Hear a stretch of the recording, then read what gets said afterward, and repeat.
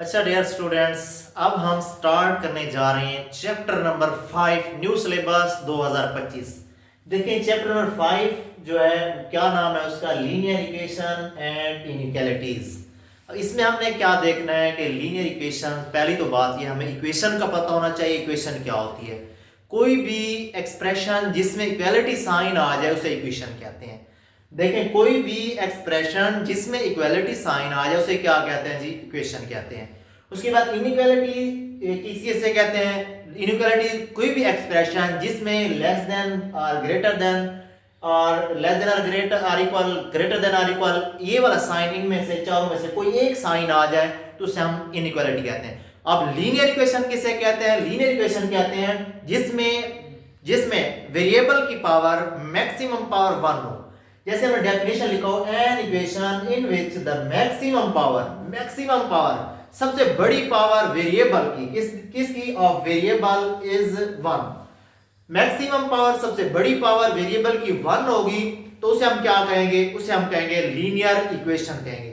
अब linear equation in 2 variables भी होती है, लीनियर इक्वेशन इन 3 वेरिएबल भी होती है, इनफिनाइट वेरिएबल भी कह सकते हैं। देखें, लिख सकते हैं हमारे पास एक इक्वेशन, हमने एक एग्जांपल दी हुई है x + 1 = 0।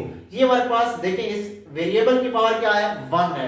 जिसकी कोई पावर नहीं होती उसकी पावर 1 होती है। तो इसका मतलब ये है, ये हमारे पास क्या है? लीनियर इक्वेशन भी है, लेकिन इक्वेशन कौन सी टाइप है? Linear equation. अब इसी तरह से अगर हम फॉर एग्जांपल लिखते हैं x + y = 0, तो ये भी लीनियर इक्वेशन ही है, लेकिन इन 2 variable, in 1 variable and 2 variable. इसी तरह से लिख सकते हैं x + y + z = 0। ये भी हमारे पास लीनियर इक्वेशन ही है इन 3 वेरिएबल, क्योंकि वेरिएबल्स की पावर, मैक्सिमम पावर क्या है? 1 है। इसकी स्टैंडर्ड फॉर्म को देखें तो स्टैंडर्ड फॉर्म क्या है? ax + b = 0। अगर उसने लिखा हुआ a b जो है रियल नंबर को बिलोंग करेंगे, और उसके बाद a ≠ = 0। a ≠ 0 क्यों है? ये रिस्ट्रिक्शन है। ये नॉट इक्वल टू 0 इसलिए है क्योंकि अगर इसे 0 कर देते हैं तो ये x भी खत्म हो जाएगा, तो हमारे पास ये इक्वेशन, लीनियर इक्वेशन रहती ही नहीं है। ठीक है जी, इसलिए हम इसे a ≠ 0 लिखेंगे। इसके बाद हम देखते हैं क्वेश्चन नंबर 1 का जो फर्स्ट पार्ट है, 5.1 एक्सरसाइज क्वेश्चन 1। इसका फर्स्ट पार्ट क्या लिखते हैं, देखते हैं, हल करते हैं। देखिए वो कहते हैं 12x + 30 = -6। इसमें हमने क्या करना है? इसमें हमने वेरिएबल की वैल्यू फाइंड करनी है। ठीक है जी, इन सारे सवालों में वेरिएबल की वैल्यू फाइंड करनी है, फिर उनकी वेरिफिकेशन करनी है, फिर उसके बाद उसे रियल लाइन पे शो कराना है। ठीक है जी, देखें अब हम इस सवाल को, इस चैप्टर को समझने से पहले कुछ 2-4 बातें अहम हैं जो आप समझ लें। आप ये देखें कि जो प्लस है ये इनवर्स है किसका? माइनस का। इसी तरह से मल्टीप्लाई इनवर्स है किस, ये एक दूसरे के इनवर्स हैं किस चीज के? एक दूसरे के ये इनवर्स हैं, मतलब प्लस माइनस का, माइनस प्लस का। इसी तरह से मल्टीप्लिकेशन डिवीजन का, डिवीजन मल्टीप्लिकेशन का इनवर्स है। ठीक है, इन बातों को अपने माइंड में रखें। इसको क्यों माइंड में रखना है? असल में इसमें हमने करना क्या है? वेरिएबल की वैल्यू फाइंड करनी होगी। वेरिएबल हमारे पास क्या है? x है। देखिए x की वैल्यू फाइंड करनी है। x के साथ देखेंगे रिलेशन, देखेंगे किसी भी नंबर का, अगर वो नंबर उसके साथ मल्टीप्लाई हो रहा होगा तो दूसरी साइड पे लेके जाने के लिए डिवाइड करेंगे, अगर डिवाइड हो रहा होगा तो दूसरी साइड पे मल्टीप्लाई करेंगे, अगर ऐड हो रहा होगा दूसरी साइड पे सब्ट्रैक्ट होगा, अगर सब्ट्रैक्ट हो रहा होगा दूसरी साइड पे उसे क्या करेंगे? प्लस करेंगे। देखिए जैसे यहाँ पे ये इसके साथ x के साथ क्या रिलेशन है? 30 का, ये प्लस हो रहा है, दूसरी साइड पे क्या होगा? तो क्या हो जाएगा? माइनस हो जाएगा। इसी तरह से इसे दूसरी साइड पे लेके आए, ये क्या हो गया? माइनस का हो गया।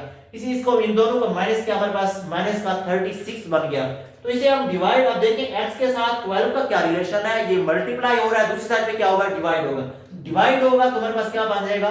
12 डिवीजन में आ जाएगा। इसे हम काटेंगे तो हमारे पास क्या जवाब बचेगा? इसे डिवाइड करेंगे हमारे पास क्या जवाब बचेगा? -3 बचेगा। तो हमारे पास ये इक्वेशन का सॉल्यूशन आ गया। इसे सॉल्यूशन ऑफ इक्वेशन भी कहते हैं, इसे जीरो ऑफ इक्वेशन भी कहते हैं। उसके बाद इसे वेरिफिकेशन करनी है। वेरिफिकेशन में क्या करना है? हमारे पास जो फर्स्ट इक्वेशन देगा, गिवन होगी, उसमें हमने क्या करना है? x की जगह पे, वेरिएबल की जगह पे जो हम सॉल्यूशन फाइंड करेंगे उसको पुट कर देंगे। देखिए हमने सॉल्यूशन में हमने -3 निकाला, तो x की जगह क्या पुट करेंगे? -3 पुट करेंगे। जब x की जगह -3 पुट करेंगे तो हमारे पास क्या सिंपलीफाई करेंगे? -36 plus 30 is equal to minus का 6। इसे प्लस माइनस करेंगे तो हमारे पास माइनस का 6 इज इक्वल टू माइनस का 6 आ गया। इसका मतलब यह है कि हमारा आंसर बिल्कुल एक्यूरेट है।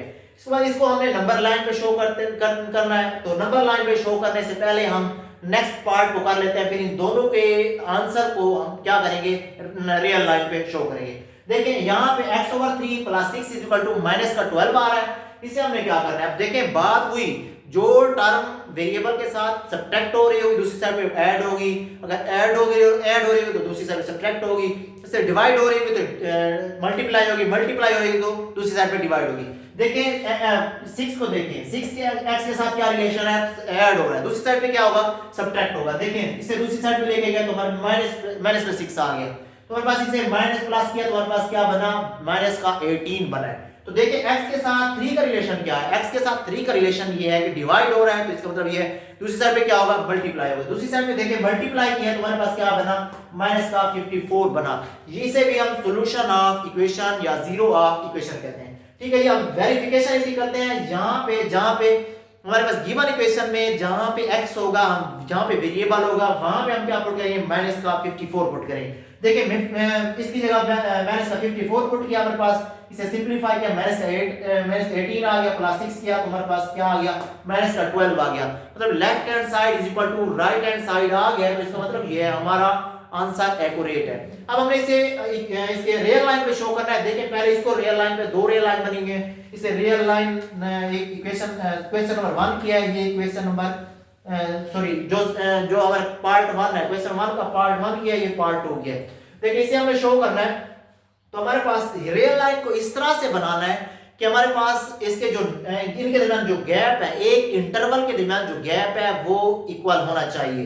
मतलब हर इंटरवल के दरमियान देखें यहाँ पे जो गैप है वही यहाँ पे गैप है, लेकिन ये तो पक्की बात है, यहाँ इस साइड पे नेगेटिव होंगे, इस साइड पे पॉजिटिव होंगे। तो हमारे पास देखें यहाँ पे हमारे पास -1 है, यहाँ पे 1 है, यहाँ पे -2 है, यहाँ पे 2, मतलब इक्वल इंटरवल में डिवाइड करना है। ठीक है जी। और ये हमारे पास ये जो एरो है ये शो कर रहा है कि इसे हम इनफिनाइट तक लेके जा सकते हैं।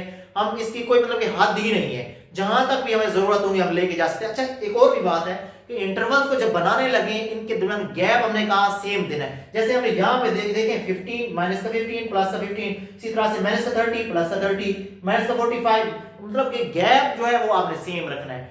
तो फर्स्ट में देखें माइनस का 3 है, माइनस का 3 कहां पे लाई कर रहा है, देखिए ये सिंपल आपके पास है, ये यहाँ पे लाई कर रहा है, ये हमारा हमने रियल लाइन पे भी शो करा दिया है। ठीक है जी। उसके बाद ऐसे ही बस बताना है। उसके बाद नेक्स्ट हमारे पास क्या था, माइनस का 54, हमने इसको बनाया। अब 54 माइनस का 54 याद रखें, माइनस का 54 उस साइड पे नहीं जाएंगे, इस साइड पे मूव करेंगे। देखें 60 से थोड़ा सा पीछे होगा, एक नंबर के दरमियान 15 नंबर्स का गैप, एक इंटरवल में 15 नंबर्स का गैप दिया हुआ है। तो हमारे पास देखें 60 से थोड़ा सा पीछे यहाँ पे लेट्स सपोज हम कर लेते हैं कि यहाँ पे हमारा जो नंबर है वो क्या है, माइनस का 54 है जी। यहां तक हमारा आज का लेक्चर कंप्लीट होता है। नेक्स्ट लेक्चर में हम क्वेश्चन नंबर 1 के नेक्स्ट पार्ट हल करेंगे।